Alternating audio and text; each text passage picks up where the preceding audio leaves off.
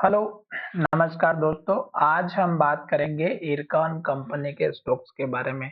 इस स्टॉक्स में लगातार एक अप ट्रेंड बना हुआ है, पर आज के दिन जो हमें स्टॉक्स में ट्रेडिंग देखने को मिली है और उसके बाद इस स्टॉक्स ने जो हमारी कैंडल बनाई है, उसके बेसिस पर अब हमें इस स्टॉक्स में गिरावट दिखाई देती हुई नजर आएगी। आज भी स्टोक्स ने हाई बनाया है, पर ये जो स्टोक्स ने हाई बनाया है, यहाँ पर स्टोक्स ने इन्वर्टेड हैमर बनाई है टॉप पर। और जब भी इस तरह की टॉप पर ये कैंडल जैसे यहाँ पर बनी है, वैसे ही हमें यहाँ पर देखने को मिली। पर थोड़ा सा स्टोक्स में ये है कि इसने कल का जो हाई था उसको ब्रेकआउट किया है, पर अगर ये और ऊपर जाता और स्टोक्स में इन्वर्टेड हैमर कुछ इस तरह से बनती, तो ये बहुत ही अच्छे से वर्क करती।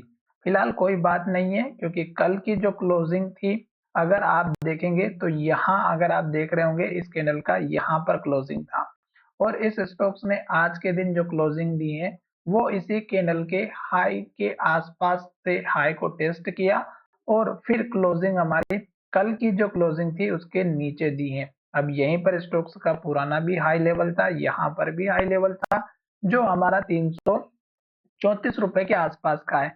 अब स्टॉक्स ने आज जो लो बना है 333 रुपए का बना है, ट्रिपल ट्रिपल का, ट्रिपल थ्री का।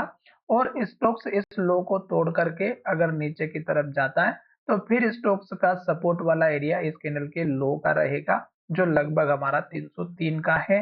और स्टॉक्स का पुराना वाला हाई भी हमारा यहीं पर बनाया था, तो ये स्टॉक्स का हमारा पुराना वाला हाई लेवल था, और यहीं पे स्टॉक्स ने पहले भी सपोर्ट बनाया था। तो ये अब आपका मेजर सपोर्ट लेवल बनना चाहिए, क्योंकि अगर स्टॉक लास्ट के हाई को या लास्ट के लो का सपोर्ट नहीं लेता है और स्टॉक टूटता है, तो और भी गिरावट आती है।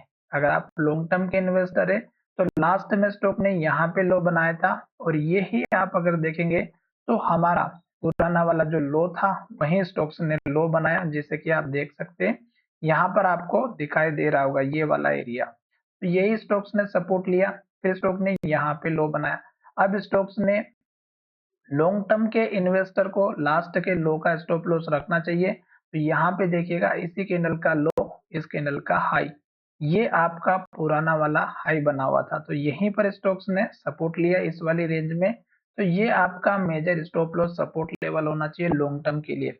शॉर्ट टर्म के हिसाब से स्टॉक अप ट्रेंड में अगर आप देखेंगे, तो ये छोटा सा स्टॉक का सपोर्ट वाला एरिया बनेगा। अगर स्टॉक्स हमारा इस तरह की एक के बाद एक रेड कैंडल और लो बनाता है और लो के पास क्लोज होता है, तो आपको वेट करना चाहिए, बिल्कुल भी नई एंट्री नहीं लेना चाहिए। साथ ही स्टॉक यहाँ पे सपोर्ट लेकर के जब स्टॉक ऊपर की तरफ जाएगा, तो इस कैंडल के हाई के आसपास का फिर से टारगेट रखना है, क्योंकि यहाँ पर आज के दिन जिन लोगों ने बाइंग की है वो यहाँ पे फंस चुके हैं, रिटेल इन्वेस्टर, और वो कुछ दिनों तक फ्रस्ट्रेटेड रहेंगे, और फिर जब स्टॉक इसके पास आता है तो फिर से सेल करना स्टार्ट कर देते हैं। ये छोटी मोटी आपको दो चार बातें समझना होगी, जो कि चार्ट के माध्यम से, वॉल्यूम के माध्यम से, डिलीवरी के बेस पर स्टॉक का हाई लो कहाँ पे बन रहा है, ये दो चार चीज आपको समझना होगी।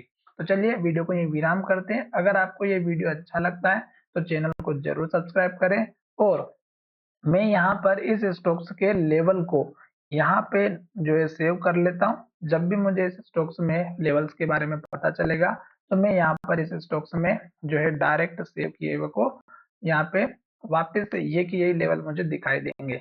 अब मैं यहाँ पर एक चीज और ये भी रखूंगा कि इस स्टॉक्स में अगर मुझे एंट्री लेना है, तो मैं यहाँ पे 301 रुपए का, या फिर इस कैंडल का जो लो है 303 का, एक मैं क्रिएट कर दूंगा नोटिफिकेशन, ताकि मुझे जब भी इस स्टॉक्स में एंट्री लेना है और ये मेरे लेवल पर आएगा तो ही मैं इस स्टॉक्स को बाय करूंगा। तो मैंने 303 रुपए का एक मैंने क्रिएट कर दिया है नोटिफिकेशन। जैसे स्टॉक इसके पास आएगा, मुझे इस स्टॉक्स को चेक करने की जरूरत नहीं है, नोटिफिकेशन आएगा मैं चेकआउट कर लूंगा।